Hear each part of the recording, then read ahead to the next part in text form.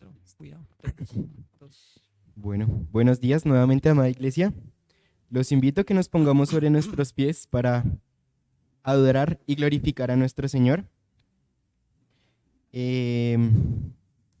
Recordando la Pascua, recordando la cena del Señor, recordando también que el Cordero ya pagó el precio por nuestros pecados. Consumado fue la deuda que nosotros teníamos. Alabemos al Señor recordando que Él es el Cordero inmolado.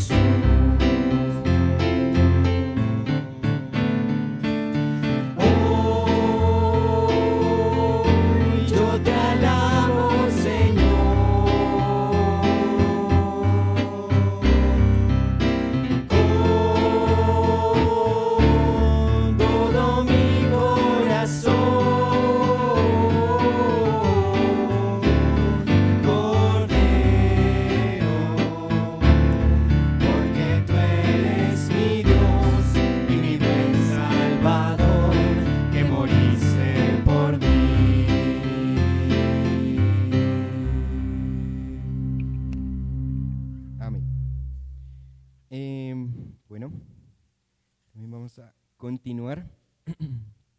Nombre sobre todo, Alfa, Omega, el que era y es y quien vendrá, quien vive y reina y el cielo adora sin cesar. Anhelamos estar, o bueno, es una pregunta, anhelamos estar delante del Cordero adorándole cuando estemos allí en el reino eterno. Amén. Cantemos al Señor.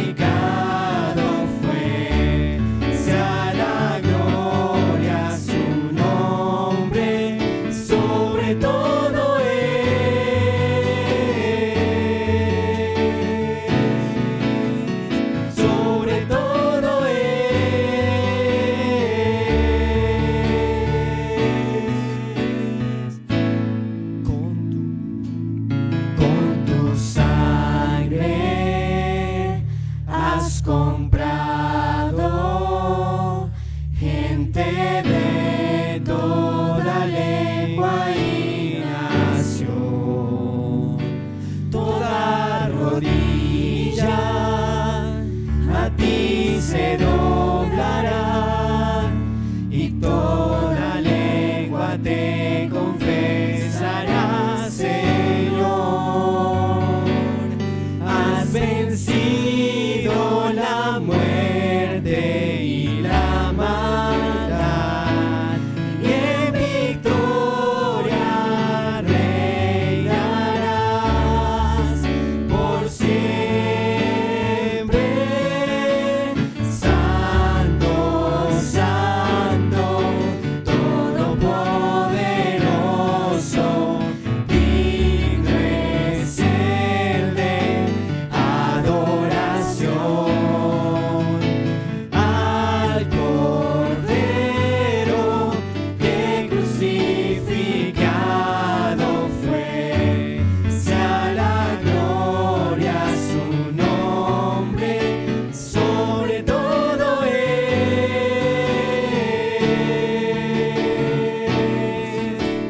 sobre todo es,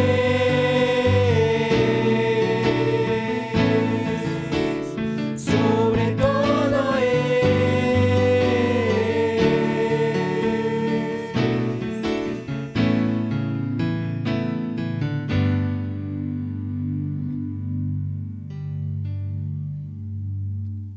Bueno, de igual forma,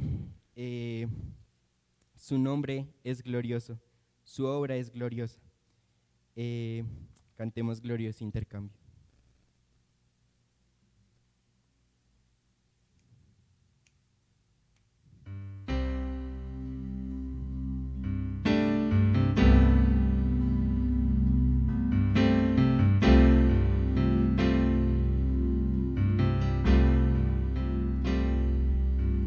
¿Cómo puede ser que el bueno y justo se hizo hombre y fuera a morir por el más vil pecador, como siendo yo su enemigo, el sufrimiento en mi lugar tomó en aquella cruz y cargó mi maldad sobre él. Su rectitud por la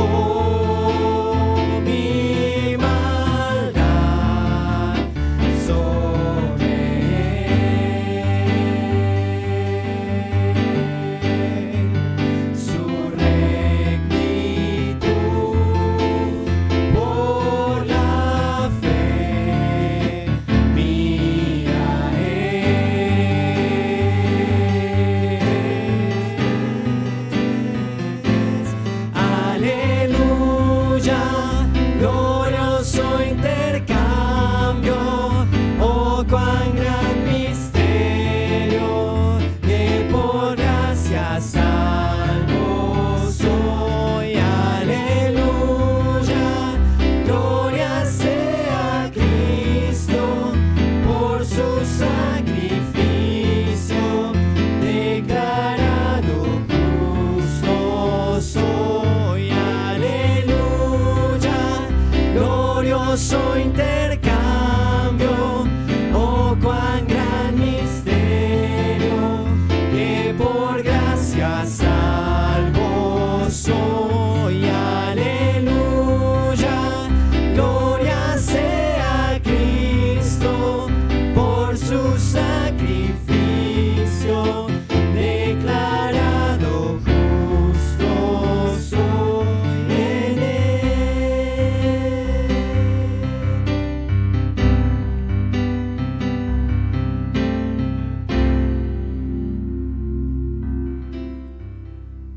Amado Señor, te adoramos porque tú eres bueno, porque para siempre es tu misericordia. Grande eres tú y digno de ser alabado, Señor. Gracias porque nos tienes, Señor, como tus hijos. Gracias porque ahora ves a Cristo en medio de nosotros, aquellos que hemos creído que eres nuestro único Señor y Salvador. Gracias porque no lo merecíamos, pero aún así nos muestras tu amor cada día. Dirígenos, Señor, a adorarte en cada cosa que hagamos, Señor, y tener un corazón dispuesto, Señor, a escuchar de tu palabra. Oramos en tu nombre. Amén. Amén. Pueden tomar asiento.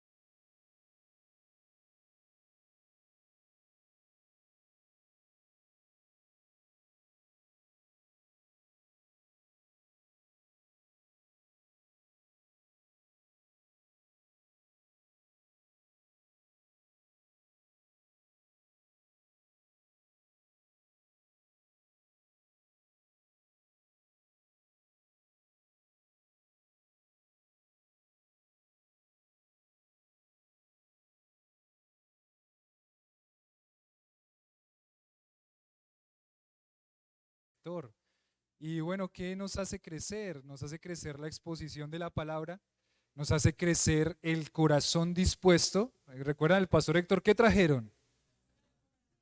El corazón dispuesto a la palabra y también un corazón dispuesto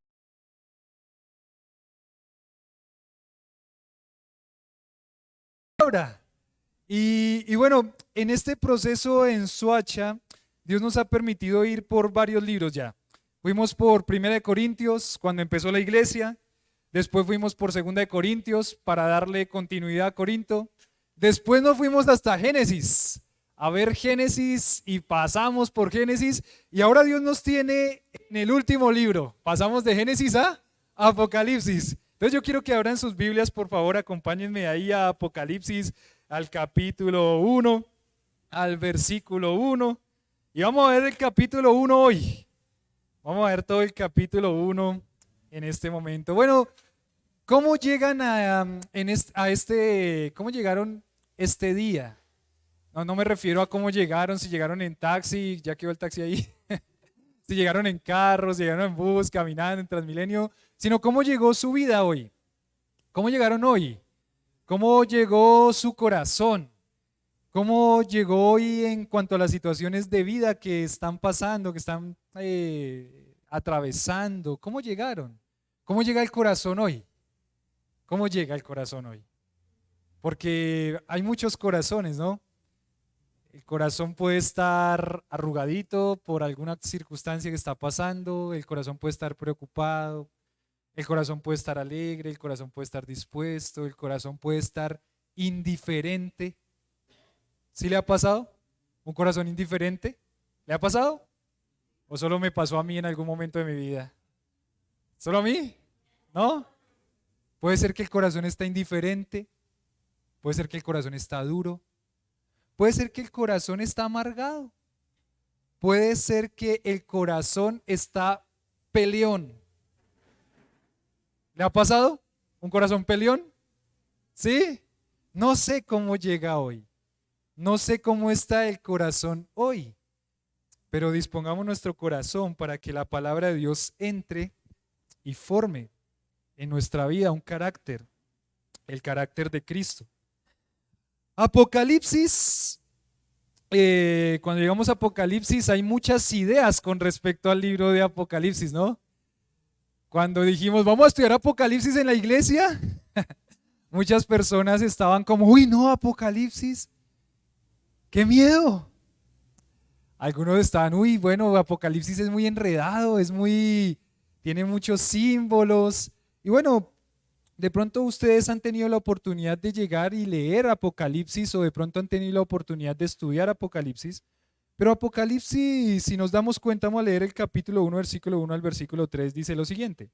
Dice, la revelación de Jesucristo que Dios le dio para manifestar a sus siervos las cosas que deben suceder, que dice, pronto, y las declaró enviándolas por medio de por medio de su ángel a su siervo Juan, que ha dado testimonio de la palabra de Dios, del testimonio de Jesucristo, de todas las cosas que ha visto.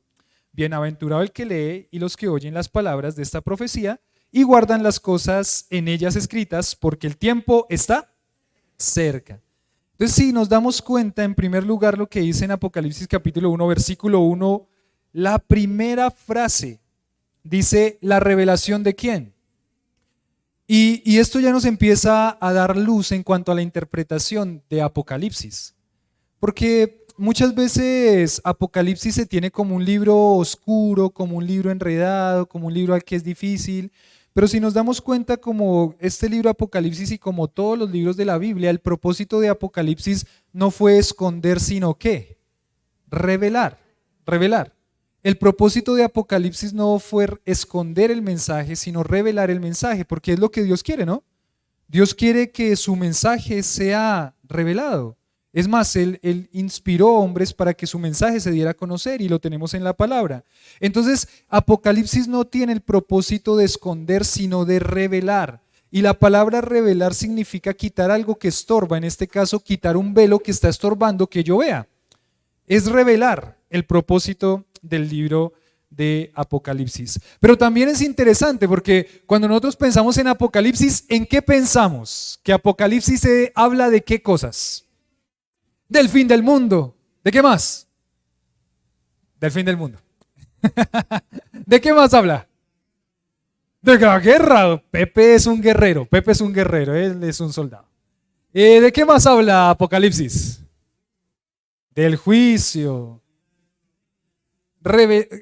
Hablamos de que cuando nosotros pensamos en Apocalipsis, pensamos que nos va a hablar de que va a enfocarse en las cosas futuras.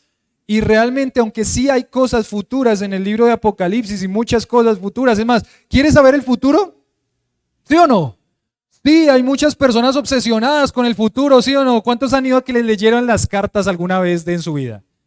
Tranquilo, no ahorita, porque uy, qué miedo, nada. ¿Cuántos fueron a que le leyeran las cartas alguna vez? 1. A que le leyeran la mano. 2. A que le leyeran el tabaco. 3. Y eso está latente en nuestra cultura, ¿no? Porque las personas quieren saber, es más, el horóscopo. Y que los colores y una cosa y la otra. Y ustedes se dan cuenta que uno va por la calle y le pasan un volantico y dice el negro Palindo. El negro Palindo. El indio amazónico. María Lionza. Walter Mercado. Y con el objetivo de ¿qué? De ir a que le lean o que le revelen algo. Porque pareciera que es una curiosidad del ser humano. Bueno, tranquilos, Dios sabe el futuro y Dios tiene el control sobre todas las cosas y Dios reveló el futuro.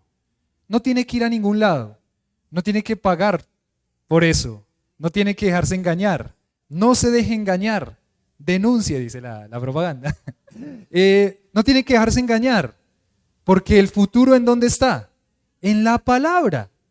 Pero, aunque Apocalipsis nos va a decir muchas cosas del futuro, el propósito del libro de Apocalipsis no fue revelar cosas del futuro.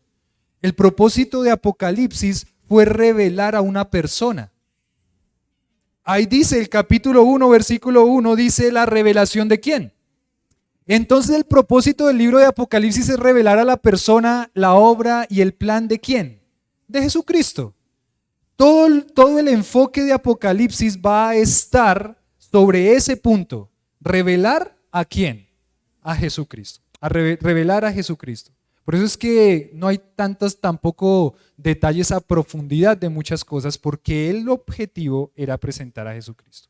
Entonces, algo que debemos ser muy juiciosos en hacer antes de empezar un libro es saber dónde estamos parados, en qué contexto estamos parados.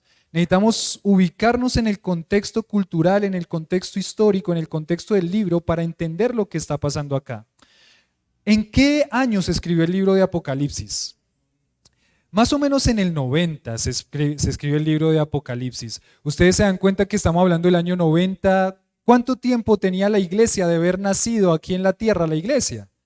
Si estamos hablando de que el Señor Jesucristo murió más o menos año 30, 33, en ese momento se instituye la iglesia, entonces estamos hablando de ¿cuántos años? 60 años más o menos. Estamos hablando de que la iglesia que se habían fundado y se habían formado y se habían multiplicado, no son iglesias jóvenes, son iglesias maduras. Gracias, Raulito. De una vez. Es una iglesia madura. Es una iglesia que no tiene poquitos años y ha vivido muchas cosas la iglesia en 60 años. Pero en este punto de la historia, en el año más o menos 90, 95, pasó una situación histórica que afectó mucho a la iglesia. Afectó mucho a la iglesia. Se puso como emperador un hombre que se llamó Domiciano. Y Domiciano, como muchos emperadores romanos, dijo que la adoración debía ser ¿a quién?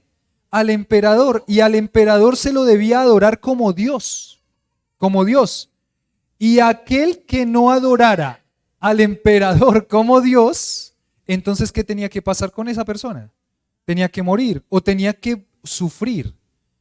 Y ustedes se dan cuenta, ¿no? El cristianismo era para ellos, una religión, una secta que daba adoración única y exclusivamente ¿a quién? A Cristo, a un tal Cristo que había muerto y que había resucitado. Ellos no rendían su adoración a varios dioses. Entonces el cristianismo ¿está en qué? Está en problemas, en una situación difícil, porque empezaron a perseguir a la iglesia. Es más, en este momento de la historia nos dice, miremoslo aquí, en el capítulo 1, versículo 9, dice Juan: yo, Juan, vuestro hermano y copartícipe vuestro en la tribulación, en el reino y en la paciencia de Jesucristo, estaba en la isla llamada Patmos por causa de la palabra de Dios y el testimonio de Jesucristo. ¿Por qué Juan estaba en la isla llamada Patmos? Porque se había ido de vacaciones, a vacacionar un ratito a la isla, piña colada, no. ¿Qué pasó con Juan? A Juan lo habían, claro, en esta persecución de la iglesia, Juan se había parado frente a la iglesia y había dicho: iglesia, hermanos queridos, de gracia en abundancia. Creo que la iglesia donde estaba Juan se llamaba Gracia en Abundancia. Y Juan se había parado y había dicho: hermanos, no vamos a adorar al emperador. Nuestra única adoración es a Jesucristo. Nosotros no adoramos a otro, porque nuestro Señor Jesucristo lo va a definir con muchas características. Entonces, ¿qué pasó con Juan? A Juan lo agarraron preso, lo metieron preso y su sentencia, dice la historia, no la Biblia, pero dice la historia, que su sentencia fue que lo metieran y lo mataran a una olla hirviendo con aceite. Y lo metieron ahí. ¿Y qué pasó con Juan? Sobrevivió milagrosamente. Bueno, eso no es algo que nos sorprenda, ¿no? Hubo anteriormente 3 hombres que los metieron a un horno ardiendo. ¿Y qué pasó? Nada. Hubo un hombre que lo metieron a un foso con leones para que lo devoraran. ¿Y qué pasó? Nada. Y lo mismo pasó con Juan. Lo metieron a esa olla, dice la historia, ardiendo con aceite. ¿Y qué pasó? Nada. ¿Por qué? Porque Dios tenía un propósito con Juan. Dios tenía una labor más que hacer con Juan. Y Juan, para este momento, Juan más o menos tiene entre 90 y 100 años. ¿Y qué pasa cuando uno tiene entre 90 y 100 años?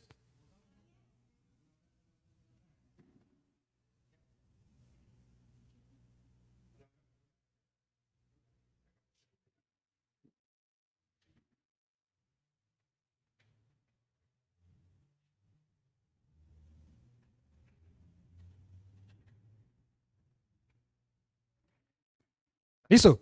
¿Qué pasa cuando uno tiene entre 90 y 100 años? Está muy anciano, listo. ¿Qué pasa más? ¿Cuál es su expectativa de vida? Corta, ¿qué quiere? ¿Qué piensa? ¿Qué espera? Espera la muerte, ¿sí o no? Ustedes se imaginan a Juan con 90 o 100 años, todo lo que ha pasado, toda la persecución, todos los apóstoles ya murieron. Los apóstoles ya están todos muertos menos él. Él ha sido un guerrero de batallas, ha tenido que vivir muchas cosas. ¿Cuál sería la expectativa de Juan a los 95 o 100 años? Está exiliado en una isla, ya para prácticamente morir. Es más, la isla de Patmos, como un dato curioso, Patmos significa mi muerte. O sea que a Patmos, ¿para qué iban? A morir. ¿Cuál es la expectativa de vida? Entonces la expectativa de vida no era nada, no era mucha. Realmente yo creo que Juan estaba anhelando ¿qué? Que el Señor lo llevara con él. ¿Ya qué más voy a hacer? A los 95, 100 años, ¿qué más voy a hacer? Pero hasta el último día de vida, Dios tiene algo que hacer con nosotros. Hasta el último día de vida, Dios puede utilizarnos a nosotros para que seamos de impacto. El niño, Dios lo utiliza. El joven, Dios lo utiliza. La persona de mediana edad, Dios la utiliza. La persona ya mayor, Dios la utiliza. Porque Dios usa a quien Él quiere y como Él quiere, y hasta que nos muramos, Él nos puede utilizar. Pero está en la disposición de la persona que se deja utilizar por el Señor. Aquel que tiene un corazón dispuesto a dejarse utilizar por el Señor. Aquel que tiene un corazón que dice, Señor, heme aquí estoy, envíalo a Él. Ah, no, envíame a mí, ¿cierto? Pero hasta el último día de vida Dios puede utilizar. Y cuando Dios le pone esta revelación de Jesucristo a Juan, nos enseña que el hombre ya ancianito todavía puede ser utilizado por Dios para su gloria y para su honra. Hay muchas cosas por hacer, hermanos. Hay muchas cosas por hacer. Están las iglesias siendo perseguidas por Domiciano y usted se imagina cómo está la iglesia, ¿no? Imagínese que llega aquí el gobierno y se lleva al pastor Héctor a la cárcel. Es su pastor, es quien los cuida, es quien los ama, es quien se entrega por el rebaño, quien entrega su vida y corazón para estudiar y para preparar la palabra para que el rebaño pueda estar bien alimentado. Es quien se encarga de aconsejar, de recibir lágrimas, de recibir quejas, de recibir alegrías. Ese es su pastor. Y viene y lo meten a la cárcel. ¿Cómo está la iglesia? ¿Cómo estaría la iglesia? Y no solamente está sufriendo persecución esta iglesia, sino que están sufriendo persecución todas las iglesias del Imperio Romano. ¿Cómo está la iglesia? Y en la expectativa, el Señor les había dicho que Él venía pronto y que Él era victorioso. Pero entonces, ¿Quién está siendo victorioso? ¿Cristo está siendo victorioso? ¿La iglesia está siendo victoriosa? Cuando uno ve a su pastor yendo a la cárcel y viendo a los cristianos cómo les quitan la cabeza, los mandan de pronto a un lugar donde los agarren las fieras y los destrocen, los padres y las madres quedan sin sus hijos, sin sus padres. ¿Está siendo victoriosa la iglesia? ¿Está siendo victorioso Cristo? No, pues en esa percepción, ¿no? No está siendo victorioso. ¿Quién está ganando? Digamos, si lo vemos en ese contexto, ¿quién está ganando? Está ganando el enemigo, está ganando Satanás, está ganando Domiciano, está ganando. ¿Sí o no? Entonces, ¿qué necesita la iglesia en ese momento? Necesita ánimo. Y Juan va a escribir Apocalipsis para animar a la iglesia y para recordarle que aunque Dios permite cosas, el victorioso sobre todo es ¿quién? Cristo. Ánimo, hermanos. Porque bueno, nosotros de pronto no estamos pasando esa persecución que están viviendo ellos, pero pasan cosas difíciles, pasan situaciones difíciles, hay desánimo por muchas situaciones. Ánimo, hermanos, que no está ganando esa situación. El victorioso sobre todas las cosas y el que no pierde el control, ¿quién es? Es Cristo. Y así empieza Apocalipsis. Dice, en la introducción se gastó como 20 minutos. ¿Cuánto va a predicar? ¿Hasta qué hora tenemos, Pastor Héctor? Hasta por la tarde, dice Eulalia, vamos. Bueno, van a tener que traer almuerzo entonces. No. Dice, la revelación entonces de Jesucristo que Dios le dio para manifestar a sus siervos las cosas que deben suceder pronto. Y la declaró enviándola por medio de su ángel a su siervo Juan, que ha dado testimonio de la palabra de Dios, del testimonio de Jesucristo, de todas las cosas que ha visto. Y ahí lo primero que vemos es cómo fue la transmisión del mensaje de Apocalipsis. Dice que Dios se la dio ¿a quién? Dice que Dios se la dio a un ángel. Dice la revelación de Jesucristo que Dios le dio. Entonces Dios le dio a Jesucristo. Jesucristo se lo dio ¿a quién? A un ángel, y el ángel se la dio ¿a quién? A Juan. Es la transmisión del mensaje, del testimonio de Jesucristo, de todas las cosas que ha visto. Y mire el versículo 3. El versículo 3 dice, bienaventurado el que ¿qué? El que lee y los que oyen las palabras de esta profecía y guardan las cosas en ellas escritas, porque el tiempo está cerca. Juan escribe el mensaje de Apocalipsis que le llega a través de ese ángel. Y Juan escribe el mensaje de Apocalipsis, y ese mensaje de Apocalipsis tiene que llegar a las iglesias locales. ¿A quién se les escribe el mensaje de Apocalipsis? Miren el versículo, el versículo 4. No, 4 no. El versículo 11 dice así. Versículo 11, que decía, yo soy el alfa y la omega, el primero y el último. Escribe en un libro lo que ves y envíalo ¿a quiénes? A las 7 iglesias que están en Asia. ¿A quiénes son? Éfeso, Esmirna, Pérgamo, Tiatira, Sardis, Filadelfia y la Odisea. ¿Listo? Esas son las iglesias a quienes se les escribe en principio el libro de Apocalipsis. Ahora, déjenme decirles algo que me dijo un profesor de Apocalipsis para que recuerden las iglesias de Apocalipsis. Imagínense que hay una fila larga, ¿listo? Una fila de esas largas en donde va a pagar los recibos de pronto. Y en esa fila larga, usted está esperando ahí y hay una persona pequeñita. ¿Listo? ¿Ya se imagina una persona pequeñita? ¿Sí? No diga nombres, solo una persona pequeñita. Puede ser un niño, puede ser lo que sea. Y esa persona pequeñita se va a colar la fila. ¿Listo? Se va a colar la fila. ¡Ah! Sí, lo que recuerdo regularmente. No se cola. Entonces, la persona que está en la fila le va a decir, petiza, una persona pequeñita, petiza, fila. ¿Cómo le va a decir? Petiza, fila. ¿Ya lo tienen? ¿Seguros que ya lo tienen? A ver, ¿cómo dice? Petiza, fila. ¿Eso? La primera es Éfeso. La segunda es Esmirna. La P de petiza es Pérgamo. La Tiatira.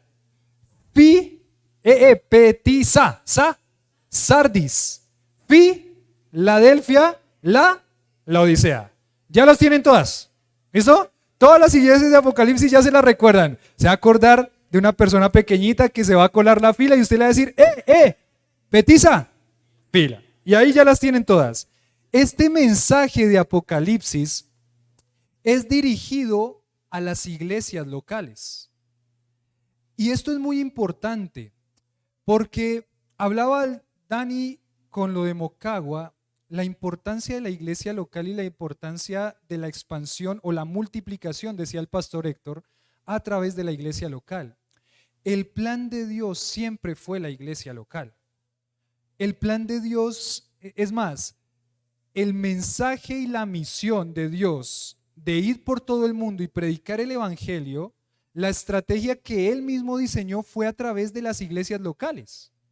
Cuando uno ve la multiplicación de iglesias en toda esta región del Imperio Romano, uno ve que Pablo fue muy estratégico en fundar iglesias en lugares claves, capitales, y que de ese lugar se expandieran las iglesias y se multiplicaran a toda esa región. Y esto es muy importante porque la iglesia local es la iglesia que Dios ganó con su propia sangre. La iglesia local es la iglesia por la cual Dios se entregó y pagó precio de sangre por ella. Pero muchas veces la iglesia local no es valorada. La iglesia local no es valorada. La iglesia local se tiene en poco. Pero este mensaje fue escrito a las iglesias locales que están ahí en Asia Menor. Y dice Juan a las 7 iglesias, perdón, el versículo 3, bienaventurado el que ¿qué? El que lee y los que oyen las palabras de esta profecía. Y si nos metemos ahí en el contexto, Juan está enviando esta carta de Apocalipsis a las iglesias locales. ¿Quién es el que va a recibir esta carta? En primer lugar, el pastor es el que va a recibir esta carta y después el que va a hacer. Él se va a parar enfrente de la congregación local y va a leerles y a interpretarles el mensaje de Apocalipsis. Los pastores y las iglesias locales cumplen una labor fundamental y primordial en el plan de Dios. Y eso es muy interesante porque desafortunadamente no se le da el valor a los pastores que Dios le da. Y no se le da el valor a la iglesia local que Dios le da. Es más, tenemos personas creyentes que van de iglesia en iglesia, diciendo turismo bíblico, a ver cuál les sirve y cuál no les sirve. Y cuando algo no le gusta, ¿qué hace? Se va. Y allá no me gustó lo otro, ¿y qué hace? Se va. Y es muy interesante porque Dios pone su atención y su plan siempre fue la iglesia, representada en las iglesias locales. Para Dios, la iglesia y el pastor de la iglesia tiene un valor muy grande. Bienaventurado el que lee y los que oyen las palabras de esta profecía. El primer bienaventurado, ¿quién va a ser? El pastor de la iglesia a quien le va a llegar. Es más, saben que en ese mundo en que estamos viviendo ahí en el año más o menos 100 del primer siglo, las personas no sabían leer. ¿Quiénes sabían leer? Solamente algunas personas de esa sociedad, de la alta sociedad, quizás sabían leer, quienes tenían la posibilidad de instruir a sus hijos en la lectura. No todas las personas sabían leer. Las personas de las congregaciones, seguramente, quizá más del 60-70% de las personas no sabía leer. O sea que ¿quién era el encargado de transmitir el mensaje? El pastor. El pastor es el primer bienaventurado que lee las palabras de esta profecía, pero también van a ser bienaventurados ¿quiénes? Los que oyen. ¿Y quiénes son los que oyen? La iglesia es la que oye. Y por eso ustedes ven que el énfasis de Dios siempre está en las iglesias locales. El Nuevo Testamento es la historia en Hechos de cómo se reprodujeron ¿quiénes? Las iglesias locales. Todas las cartas del Nuevo Testamento están dirigidas ¿a quiénes? A las iglesias locales, ¿sí o no? La iglesia que está en Corinto, la iglesia que está en Tesalónica, la iglesia que está en Éfeso. Las iglesias de Asia os saludan. Apocalipsis fue escrito ¿para quién? Las iglesias locales. Las iglesias locales. Dios le da un valor muy grande a la iglesia local. Y creo que el creyente debería analizar muy bien cómo está su actitud y su pensamiento con relación a la iglesia local. Porque para Dios es la perla de gran precio que Él valora. ¿Cómo está su involucramiento en la iglesia local? Es más, membresía de la iglesia, ¿cómo está su sujeción a la iglesia local? Porque si no valora la iglesia local, no va a poder ser utilizado por Dios para su plan y su reino. La iglesia local tiene un valor superlativo en el plan de Dios. En el plan de Dios. Pero ustedes ven ahí que no solamente es bienaventurado el que lee y los que oyen las palabras de esta profecía, sino que dice que y guardan las cosas en ellas escritas porque el tiempo está. No es bienaventurado solamente el que oye la palabra de la profecía. Es bienaventurado el que ¿qué? El que oye y guarda la palabra de esta profecía. Es bienaventurado el que oye y guarda la palabra de esta profecía. Hay una ilustración de un predicador que hubo un hombre que iba llegando tarde a la iglesia. Llegando tarde a la iglesia, casi iba llegando cuando se acababa la reunión. Y llegó el hombre tarde a la iglesia y le preguntó a una señora de la iglesia: hermana, ya se acabó la reunión, ya se acabó la predicación, ya se acabó el mensaje. Y la señora le dijo: no, todavía no se ha acabado, ya lo predicaron, pero ahora nos toca vivirlo. No se ha acabado, porque bienaventurado no es el que viene y oye, bienaventurado es el que oye y guarda, y esa palabra guardar significa atesorarla en su corazón de tal forma que la haga práctica en su vida diaria. Ese es el bienaventurado en la iglesia local, el que oye y guarda. Salud para Ani. Sí. Seguimos. Juan, a las 7 iglesias que están en Asia, dice el versículo 4, gracia y paz. Y ahora nos va a hablar de quién es el que escribe este mensaje, de quién viene este mensaje. Y dice el versículo 5, vamos a leer hasta el 8, y de Jesucristo, el testigo fiel, el primogénito de los muertos, el soberano de los reyes de la tierra, al que nos amó y nos lavó de nuestros pecados con su sangre, nos hizo reyes y sacerdotes para Dios su Padre. ¿Qué dice? Al sea la gloria e imperio por los siglos de los siglos. Amén. He aquí que viene con las nubes y todo ojo le verá lo que le traspasaron y todos los linajes de la tierra harán lamentación por él. Sí, amén. Yo soy el Alfa y la Omega, principio y fin, dice el Señor, el que es, el que era, el que ha de venir, el todo. ¿Qué cantábamos ahorita? ¿Recuerdan qué cantábamos ahorita? Alfa, Omega. Está cantando este versículo realmente. Y es el que vive por los siglos de los siglos, aquel quien es digno de toda la adoración. Y hay 3 cositas acá, y es muy interesante también. En primer lugar, el versículo 4 dice Juan, ¿quién escribe el mensaje o de quién viene el mensaje? 1, a las 7 iglesias que están en Asia. 2, gracia y paz a vosotros. ¿De quién? Del que es y que era y que ha de venir. Después dice, de los 7 espíritus que están delante de su trono y de Jesucristo, el testigo fiel. Miren, en primer lugar, si él dice y de Jesucristo el testigo fiel, entonces el que es, que era y el que ha de venir no es Jesucristo, porque está diciendo este y este y este. Entonces, ¿quién es el que es, que era y que ha de venir? Pues, si tenemos a Jesucristo, tenemos a ¿quién? Al Padre. Entonces el mensaje viene en primer lugar del Padre, o viene de 3, del Padre, de Jesucristo, y ¿quién nos falta? ¿Y dónde está el Espíritu Santo, no? Iluminando, gracias Pepe, muy filósofo, pero déjeme mirar acá. Dice, y de los 7 espíritus que están delante de su trono. Y usted dice, uy, ¿cómo así?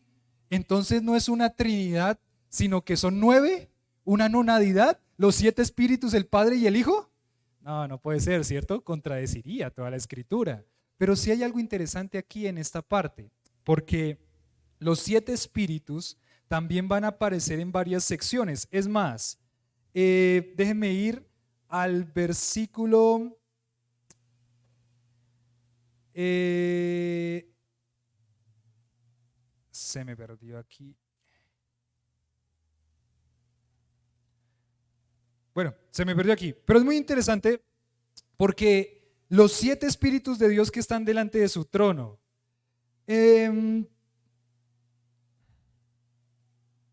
no lo encontré, pero los 7 espíritus que están delante de su trono, ¿por qué 7? ¿Por qué 7?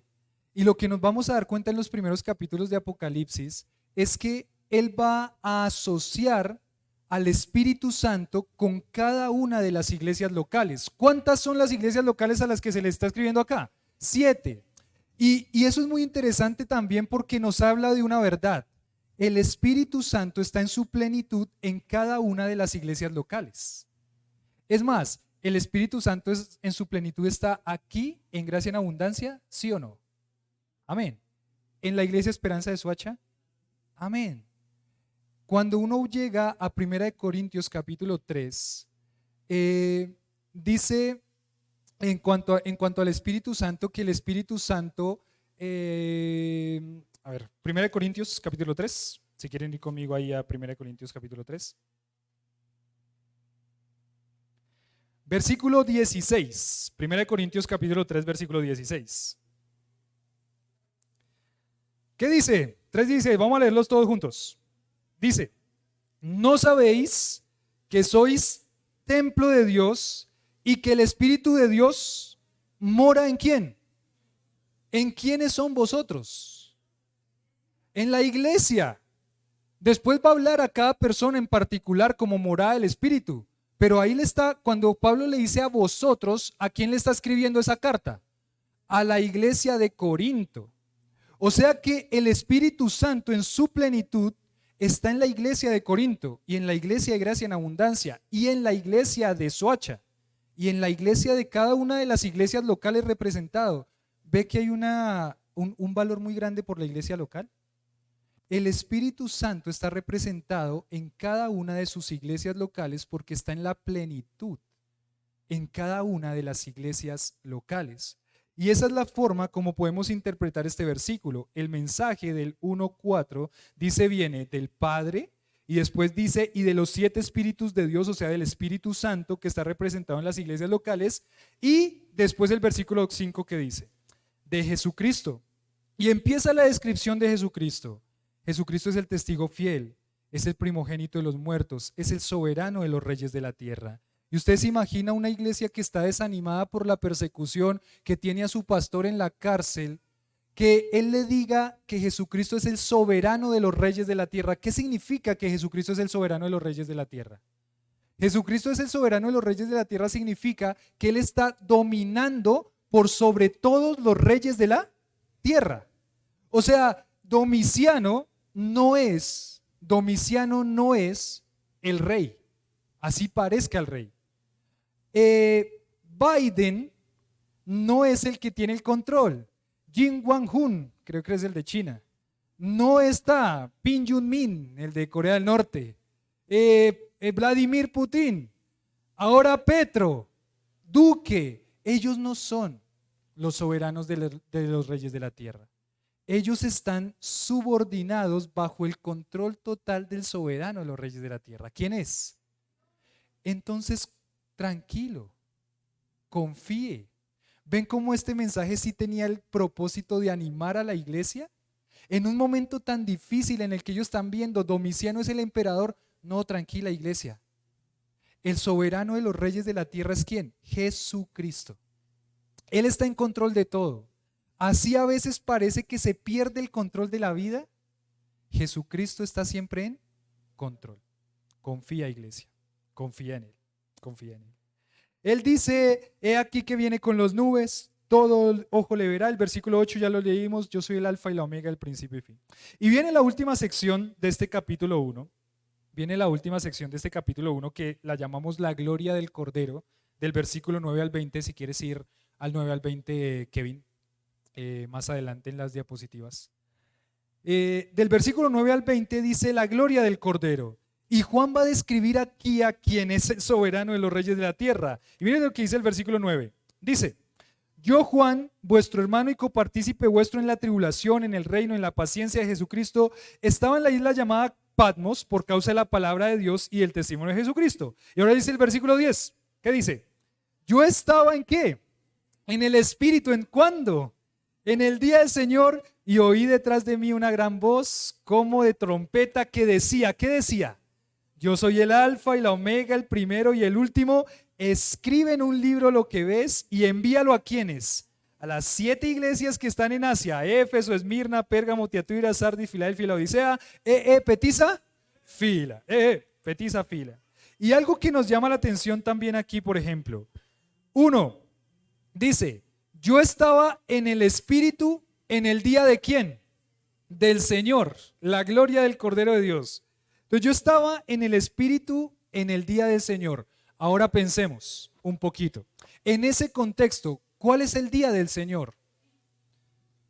Bueno, sí, en ese momento era el domingo, primer día de la semana, domingo. La iglesia había adquirido el día domingo como el día del Señor porque celebraban ¿la qué? La resurrección de Cristo. Entonces Juan estaba ¿en qué momento? Está en el Espíritu en el día del Señor. Juan está ya encarcelado en esa isla, pero él sabe que ese día es domingo. Y él mira desde la isla a su iglesia amada, realmente desde la isla de Patmos. La isla de Patmos está enfrente de Asia Menor. Y él podía ver desde la isla a Patmos, a Asia Menor, pensar en su iglesia. Él era el pastor de Éfeso, pensar en las iglesias que estaban alrededor, con quien tenían esa comunión y esa influencia. Y pensaba Juan, este es el día del Señor. La iglesia está congregada en el día del Señor. Juan estaba, dice la expresión, en el Espíritu. ¿Qué significa esa expresión en el Espíritu? Juan está en la isla y está adorando. De pronto Juan está allá en la isla y cantando Alfa, Omega, bueno, otra canción. Juan está orando ahí. Juan no tiene acceso a los rollos de la palabra como nosotros lo tenemos, pero Juan tiene la palabra ¿en dónde? En su mente. Él sabe que ese es el día del Señor. Y él sabe que en el día del Señor uno tiene que estar en el Espíritu, congregado como iglesia, en el día de él. Sigue dándole importancia a las iglesias locales y sigue dándole importancia a la reunión de los hermanos como iglesia en el día del Señor. Y dice, y vamos a leer esta descripción de Cristo rápidamente. Dice las 7 iglesias que están en Éfeso, y Juan le llama la atención algo. Ahí hay la visión del Cordero. A Juan le llama la atención algo. Dice: me volví para ver la voz que hablaba conmigo, y vuelto que vi 7 candeleros de oro. En medio de los 7 candeleros a uno semejante ¿a quién? Al Hijo del Hombre, vestido de una ropa que llegaba hasta los pies y ceñido por el pecho con un cinto de oro. Cuando Juan se voltea a ver quién es el que habla con él, él dice: ¿es semejante a quién? Al Hijo del Hombre. ¿Quién es el Hijo del Hombre? Jesucristo. Pero él dice es semejante. ¿Por qué? Porque es el mismo Jesucristo, pero que él conoció, pero era diferente. Es el mismo Jesucristo que caminó con él, que estaba en la tierra, pero este Jesucristo ya no viene en su estado de humillación. Este Jesucristo ahora está en la etapa, en su estado de exaltación. Ya no es el Cordero que viene a ser llevado al matadero. Ahora Él es el juez justo que viene a juzgar a la tierra con justicia. Ese es Jesucristo. El que Él ve es el mismo, pero ahora con esas características: 7 candeleros, uno igual al Hijo del Hombre, una ropa que llegaba hasta los pies, ceñido por el pecho. Significa es una ropa real de rey y sacerdotal, de servicio también. Versículo 14, miremos: su cabeza y sus cabellos eran ¿qué? Blancos como blanca lana, como nieve. Sus ojos como ¿qué? Llama de fuego. Sus pies semejantes al bronce bruñido, refulgente como un horno. Su voz como estruendo de muchas aguas. Tenía en su diestra 7 estrellas. De su boca salía una espada aguda de 2 filos. Su rostro era como el sol cuando resplandece en su fuerza. Bueno, sus cabellos eran blancos como la lana. Un hombre anciano, el anciano de días. Un hombre con toda la sabiduría, que representa también esas canas. Muy sabio. Blanca lana como nieve. Ahora dice unas figuras, empiezan unas figuras. Sus ojos como llama de fuego. Entonces, ¿qué significa sus ojos como llama de fuego? ¿Que salían 2 lanzallamas? No puede ser. Por eso dice cómo. Es una figura del lenguaje que está haciendo una comparación. Seguramente cuando Juan ve la mirada de Jesús, ve una mirada que, una mirada penetrante, una mirada poderosa, una mirada que viene a juzgar. Pero también, ¿qué dice? Dice sus pies semejantes ¿a qué? Al bronce bruñido significa que brillaban, refulgente como en un horno. Su voz como qué? Como estruendo de muchas aguas. Lo único que a lo que puede asemejar Juan, lo que escucha, es al estruendo de muchas aguas. Ese es el Señor. Tenía a su diestra 7 estrellas. De su boca salía ¿qué? Una espada aguda. Y aquí hay otra figura de lenguaje. No es que él venía y hay una imagen y Jesús venía con su lengua así como una espada así, ¿no? No, es otra figura de lenguaje. Es como, por ejemplo, si yo digo, David es una fiera jugando al fútbol. ¿Qué significa eso? ¿Que le salen garras y se pone así como, se transforma? No, ¿qué significa esa expresión a los que les gusta el fútbol? David es una fiera jugando al fútbol. Que es bueno, que hace bien su labor, que se esfuerza, que es una figura de lenguaje. Aquí lo que está diciendo, dice, cuando dice palabras, esas palabras son ¿qué? Cortantes. Y recuerdan, la palabra es como espada de 2 filos, que penetra hasta las coyunturas y los tuétanos y discierne las intenciones del corazón.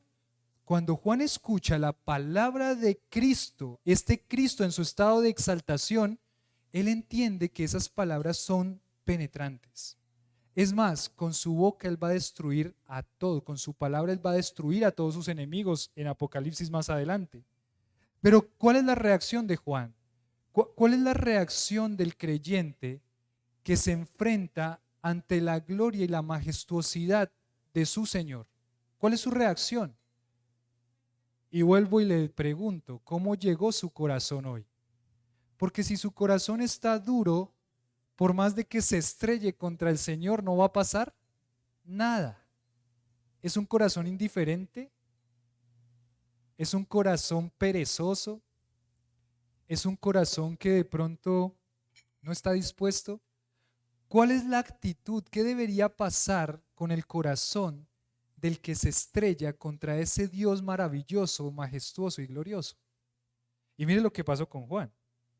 Dice el versículo 17, cuando le vi, caí como muerto a sus pies. Cuando le vi, caí como ¿qué? Claro, ¿cómo más va a estar? ¿Cómo está su corazón cuando viene aquí y sabe que aquí está el Señor, el Espíritu Santo en plenitud? ¿Cómo está su corazón cuando llega ante Él, a su presencia? ¿Cómo está su corazón cuando sabe que Él está en todas partes? Y en Juan dice que hay un temor. ¿Hay miedo en Juan? Pero por supuesto que sí. Por supuesto que sí. ¿Usted se imagina estar parado enfrente de ese ser majestuoso? ¿Usted se imagina estar parado enfrente de aquel que casi no puede ni mirarlo por el resplandor? ¿Usted se imagina estar parado enfrente de aquel que cuando habla parece estruendo de qué? De muchas aguas. ¿No le da miedo eso? Claro, produce temor, pero ese es Dios. Esa palabra también puede ser traducida como reverencia y respeto, pero en este caso, en este contexto es ¿qué? Es miedo. Claro que sí. Usted está parado entre el juez justo, que tiene todas estas características. ¿Cuál sería la reacción del corazón del creyente que se enfrenta ante ese Dios majestuoso? Caiga de rodillas y humíllese ante Dios y pídale al Señor que le ayude a vivir de tal forma que ese Dios sea glorificado. Pero ríndase ante Él. No sé si su corazón en este momento está pensando que está por encima de Dios. Puede ser, porque somos orgullosos. Doblegue su corazón y rinda su corazón ante este Dios majestuoso. Cuando le vi, caí como muerto a sus pies. ¿Y qué dice? Y él puso ¿qué? Su diestra sobre mí diciéndome, ¿qué le dice? No temas, yo soy el primero y el último, el que vivo y estuve ¿cómo? Muerto, mas he aquí que vivo por los siglos de los siglos. Amén. Tengo las llaves de la muerte y del Hades. Tengo las llaves de la muerte y del Hades. Y ustedes ven que aunque Juan no lo ve como lo vio en la tierra, porque él ahora es el Cristo exaltado, pero sí es el mismo Cristo que ¿qué? Que está a su lado para fortalecerlo, para levantarlo y para decirle, ánimo Juan, vamos adelante. Es ese mismo Cristo. Aunque aquí está en su estado de exaltación, es el mismo Cristo que te pone la mano en tu hombro y te levanta en medio de los momentos difíciles. Es ese mismo Cristo. No ha cambiado en ese aspecto, porque es el Señor que te acompaña, que te cuida, que te lleva de su mano. ¿Anima estas palabras a la iglesia? Por supuesto que sí. Estamos confiados en el Dios que tenemos y ese Dios nos anima y nos levanta constantemente y nos dice, vamos adelante. Dice el versículo 19, ánimo Juan, escribe las cosas que has visto, las que son y las que han de ser después de estas. El misterio de las 7 estrellas que has visto en mi diestra y de los 7 candeleros de oro. En primer lugar, las 7 estrellas, ¿qué son? Son los ángeles de las 7 iglesias. Y los 7 candeleros que has visto son las 7 iglesias. ¿Dónde está el Señor? En medio de su iglesia. En medio de su iglesia. El Señor cuida a su iglesia. El Señor conoce a su iglesia. Es más, ahorita van a empezar una serie de cartas a las iglesias locales donde uno dice, el Señor conoce a su iglesia. Es tan específico en decirles cada detalle de lo que ellos están viviendo. ¿El Señor en dónde está? En medio de su iglesia. El Señor dirige la iglesia. ¿Y el Señor en dónde está en este momento? Está aquí, en la iglesia local, como está en Soacha, en la iglesia local. El Señor está en medio de las iglesias locales. Ese es el misterio. Los 7 candeleros de oro, las 7 estrellas son los ángeles de las 7 iglesias. Y cuando Él dice los ángeles de las 7 iglesias, por lo que podemos ver ahí cuando empieza a hablarle a los ángeles le está hablando a los pastores. A los pastores. Usted puede pensar en el pastor Héctor y decir, ay, es como un ángel para mí. ¿Sí o no? ¿Amén? Pastor Héctor. ¿Es como un ángel? No es que ahora le va a empezar a llamar ángel, ¿no? Ay, entonces ahora en vez de pastor le voy a decir ángel. Ángel Héctor, ángel Héctor. No es eso. Pero lo que nos está mostrando, dice capítulo 2, versículo 1, escribe al ángel de la iglesia ¿en quién? En Éfeso. Y después escribe al ángel de la iglesia en Esmirna y escribe al ángel de la iglesia. Cuando habla hacia esos personajes, habla que estos personajes han dejado hacer ciertas cosas en la iglesia, o sea que han pecado. No puede estar hablando de seres espirituales. Tiene que estar hablando a los representantes de las iglesias locales. ¿Y sabe quién es el representante de la iglesia local ante Dios? El pastor. El pastor va a rendir cuenta por su vida. El pastor va a rendir cuenta por la iglesia de Gracia en Abundancia y por la iglesia, en este caso yo, por la iglesia Esperanza de Soacha. El pastor va a estar parado un día frente a Dios y va a rendir cuenta de eso. Entonces no se ponga bravo cuando el pastor viene y le dice, hermano, hermana, algo está pasando en tu vida. Porque él tiene esa responsabilidad de intentar presentar a esta iglesia perfecta en Cristo Jesús. La labor y la responsabilidad que tiene el pastor sobre sus hombros es tremenda. Ore por su pastor, ame a su pastor, cuide a su pastor, sustente a su pastor, llénelo de toda obra buena, téngalo por digno de doble honor. Ámelo, escríbale, no lo dejen visto. Respóndale. Tiri, tiri, tiri, tiri, tiri, tiri. Pastor Héctor, rechazar llamada. Valórelo, porque el pastor tiene una responsabilidad tremenda ante el Señor. Ore por su pastor. El capítulo 1 de Apocalipsis nos llama al ánimo de confiar en este que vive por los siglos de los siglos. El capítulo 1 de Apocalipsis nos da todo el panorama de lo que va a ser Apocalipsis de aquí para adelante. El capítulo 1 de Apocalipsis nos anima a valorar las iglesias locales y ahora también a valorar a los pastores de las iglesias locales. El plan de Dios es la iglesia local. Y un día va a estar la iglesia congregada ante el Señor cantando en el cielo. Nombre sobre todo nombre va a estar la iglesia. La iglesia debe vivir de tal forma que se prepara para el día en el que esté en la eternidad junto con su Señor. El capítulo 1 de Apocalipsis es una bendición para las iglesias locales. Y espero, mis hermanos, que ustedes hayan sido confortados por saber quién es el soberano de los reyes de la tierra. Dos,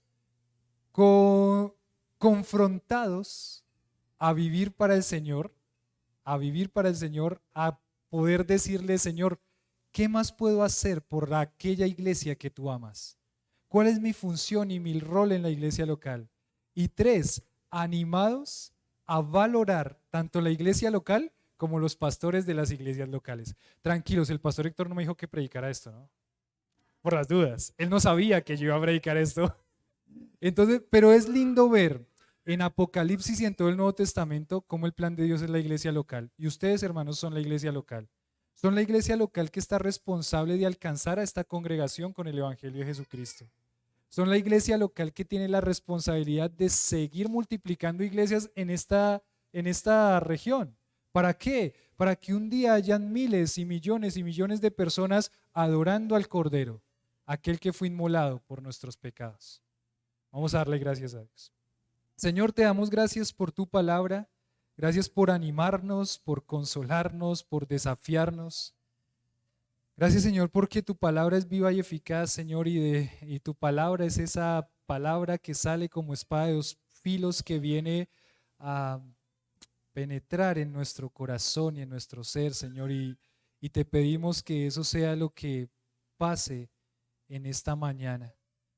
Que nos ayude, Señor, a quitar de nuestro corazón todos esos deseos egoístas. Que nos ayude, Señor, a quitar de nuestro corazón esas malas intenciones.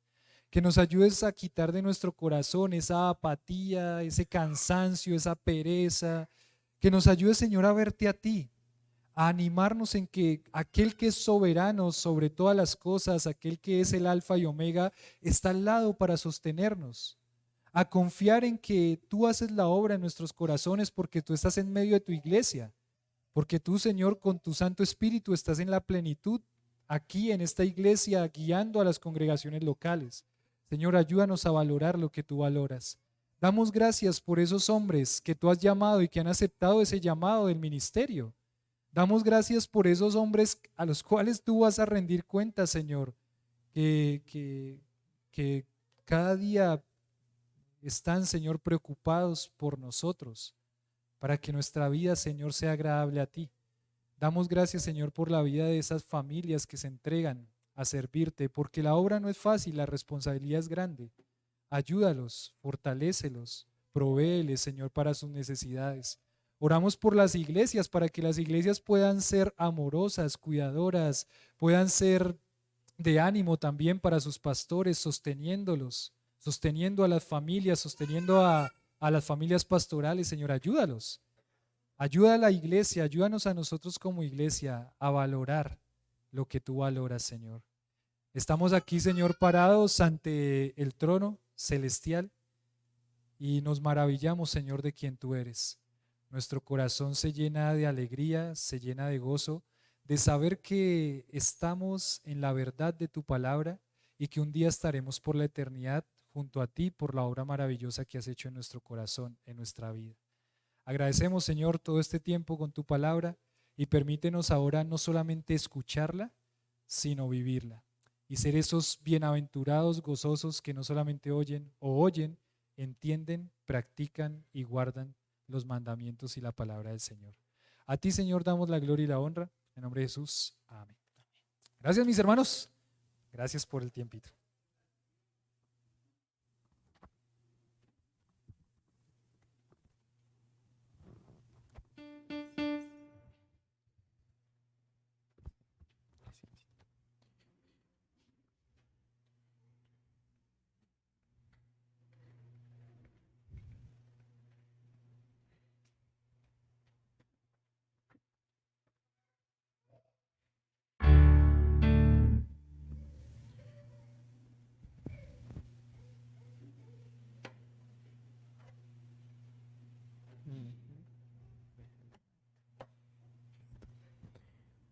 Bueno, amada iglesia, los invito a que nos pongamos sobre nuestros pies nuevamente para adorar al Señor. ¿Sí?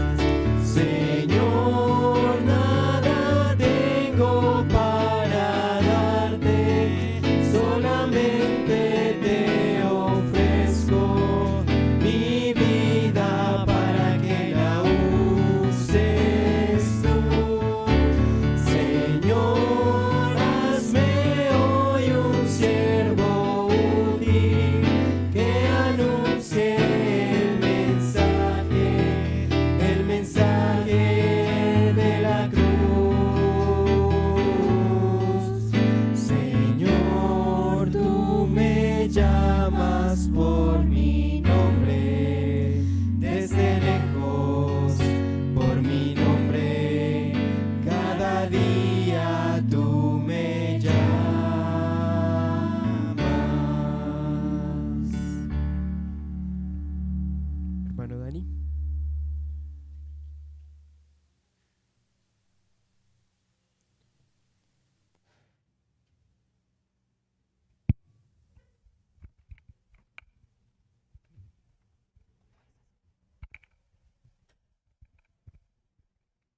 Buenos días, iglesia. Vamos a abrir la palabra en Romanos 10, versículo 14 y 15.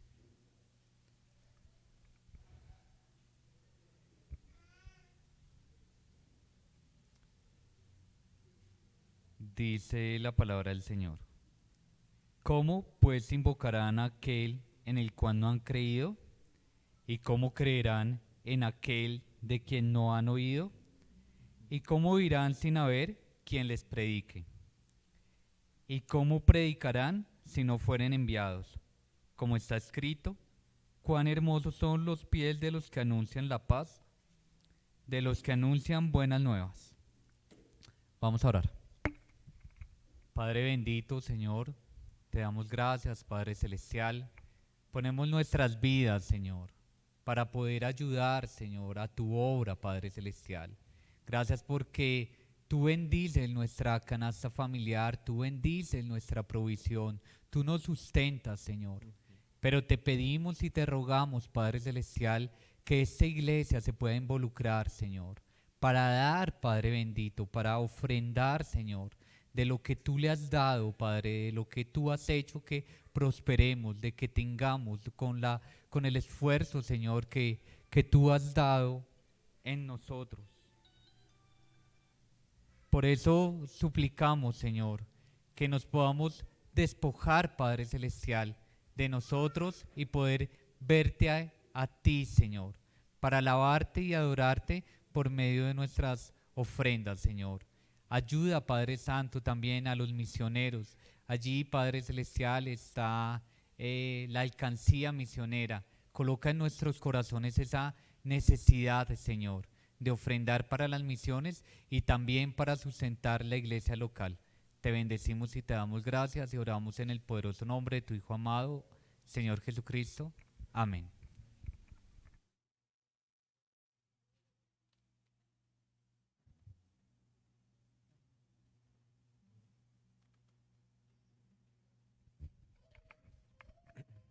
Bueno, de la misma forma, vamos a reconocer los atributos del Señor. Es nuestro Cristo, nuestro Rey. Nadie es como Él. Y cantemos en verdad de corazón que toda nuestra vida sea para exaltar al Señor.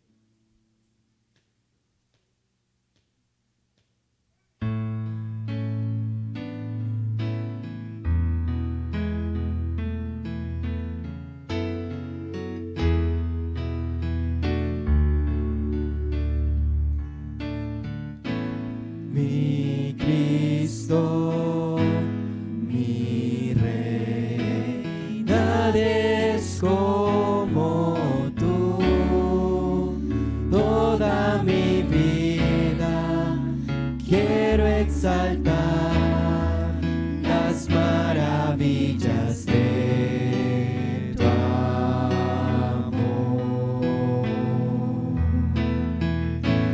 Consuelo, refugio, torre de fuerza y poder, todo mi ser, lo que yo soy, nunca cesará de orar.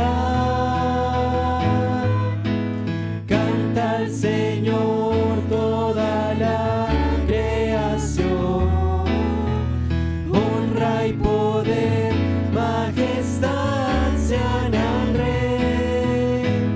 Montes caerán y el mar rugirá al sonar de su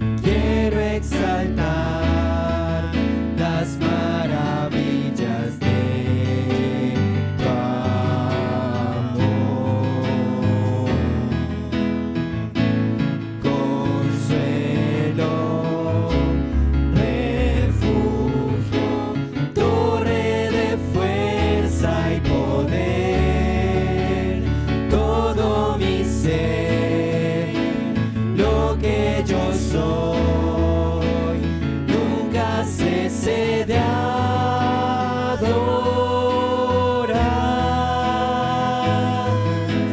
Canta al Señor toda la creación, honra y poder, majestad sean al Rey.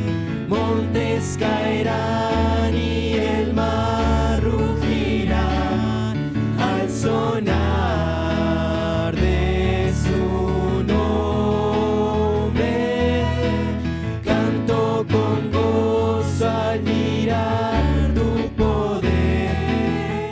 Por siempre yo te amaré y diré incomparables promesas me das. Incomparables promesas me das. Una vez más. Incomparables promesas me das, Señor.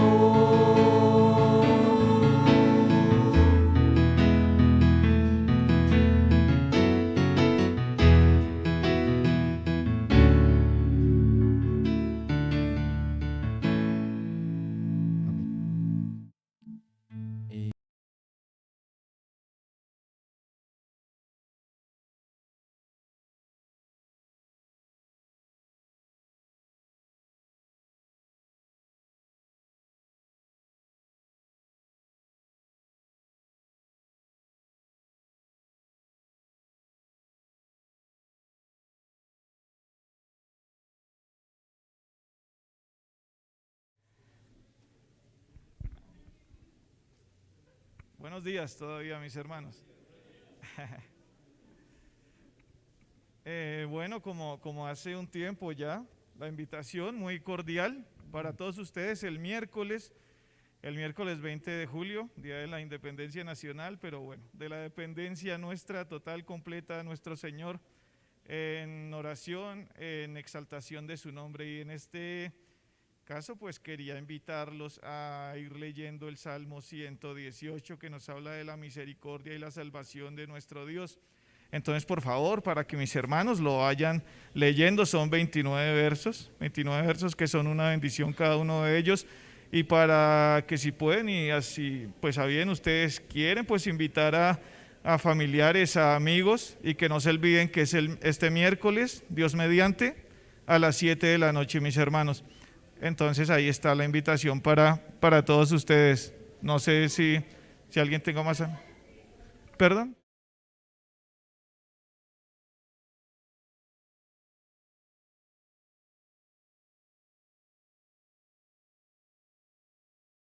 Oscar.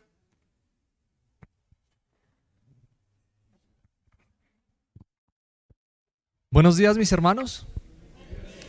Bueno, damos gracias a Dios que también podemos tener el grupo de jóvenes mayores de 18 en adelante. Hay varios aquí sirviendo. Y pues bueno, la invitación es para que podamos tener pues nuestra próxima reunión. Será el próximo sábado en la iglesia de Castilla. Si conocen los jóvenes, iglesia de Castilla, quien no sepa llegar, por favor nos avisa. Estaremos allí junto con la iglesia, los jóvenes de allí, desde las 4 de la tarde. Haremos llegar la invitación a través de WhatsApp esta tarde o a más tardar el día de mañana. Cualquier información, por favor, nos preguntan. Bueno, mis hermanos, buenos días. Bueno, se acerca el cuarto sábado. ¿Qué pasa el cuarto sábado? O tercero, parejas, muy bien. ¿Cuántas parejas sabemos acá? A ver, no veo las parejas. 1, 2, 3, 4. Muy bien. Bueno, mis hermanas y hermanos, queridos esposos, invitados para el próximo sábado, 5 de la tarde, donde el hermano Eduardo y la hermana Lucy. Vamos a estar reunidos allí, pues disfrutando y compartiendo de lo que el Señor nos da a través de su palabra. Entonces, invitados cordialmente para el próximo sábado. ¿A qué horas? 5 de la tarde. Entonces los esperamos a todos los esposos. No, no a toda la iglesia, a todos, solo parejas. ¿Listos, mis hermanos? No sé, pastor, ¿otro anuncio? Listo, mis hermanos, ha sido un buen tiempo de bendición. Gracias por la palabra. Siempre es viva y es eficaz. Entonces vamos a volver ya paso a paso. El Señor nos ha dado oportunidad ya a este sitio, ya a comenzar como la dinámica normal. Y otro anuncio es volver al tiempo de refrigerio. ¿Les gustan los tiempos de refrigerio? Oye, eso dijeron amén, pero con qué energía, ¿no? qué maravilla, ¿no? Entonces, pueden estar hablando con nuestra hermana Lucy, las familias que quieran lo que hacíamos antes, ¿se acuerdan? Traer el refrigerio para el tiempo de compartir, enlistarnos, yo lo voy a traer para el próximo tal, es decir, hacer nuevamente el cronograma, no solamente de refrigerio, sino de servicio para ese día de refrigerio, para poder estar sirviendo, la misma dinámica que hacíamos antes, ¿cierto? Entonces volver a retomar esa dinámica. ¿Listos, mis hermanos? Que hablar con nuestra hermana Lucy para organizar ese cronograma domingo tras domingo. Mis amados hermanos, muchísimas gracias. Mi hermano Oscar. Mis hermanos, por favor, coloquémonos de pie. Vamos a terminar en oración. Amado Padre, queremos darte gracias, que permites que como iglesia podamos estar juntos, Señor, en este lugar.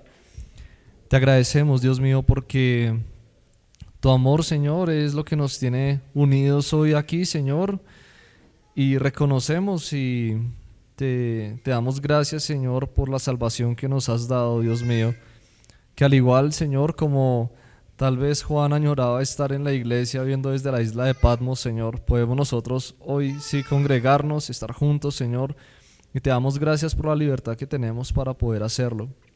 Por favor, Dios mío, permite también que los hermanos que no pudieron venir por alguna razón podamos también estar atentos a ellos durante esta semana y que las cosas que hemos podido oír y leer podamos guardarlas en nuestro corazón con el fin, Señor, de también vivir esta semana como te agrada a ti. Gracias por cada uno de mis hermanos, Señor, y por permitirnos estar aquí reunidos.